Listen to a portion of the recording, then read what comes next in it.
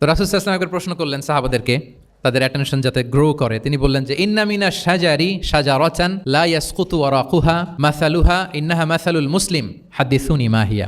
তিনি সাহাবাদেরকে বললেন, সাহাবারা, এক ধরনের গাছ আছে যেই গাছের পাতা কখনো ঝরে না। কি কখনো ঝরে না? আচ্ছা, এর দৃষ্টান্ত হচ্ছে মুসলিমের দৃষ্টান্তের মতো। হাদিসুনি মা হিয়া, বলো তো এটা কোন গাছ? যখন বলছে কোন গাছ, সাহাবারা চলে গেছে অনেক দূরে। সহজ হলে তার জিজ্ঞেস করবে না, নিশ্চয়ই আনকমন কোনো গাছ।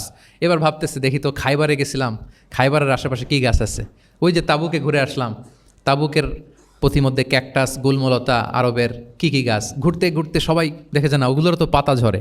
খুঁজতে খুঁজতে সারা দুনিয়া খুঁজে ফেলতেছে সাহাবারা, কিন্তু ওনাদের নিজেদের জাতীয় গাছ যেটা, ঘরের পিছনে যে গাছের সারি সারি, যেই গাছের ফল খেয়ে ওনারা জীবন ধারণ করেন, যেটা ওনাদের সমাজ, রীতি, ঐতিহ্য, ট্র্যাডিশনের সাথে জড়িত, ওই গাছের নামে ভুলে গেছে। তখন রাসূল সাল্লাল্লাহু আলাইহি ওয়াসাল্লাম বললেন, ইন্নাহা নাখলা, খেজুর গাছ।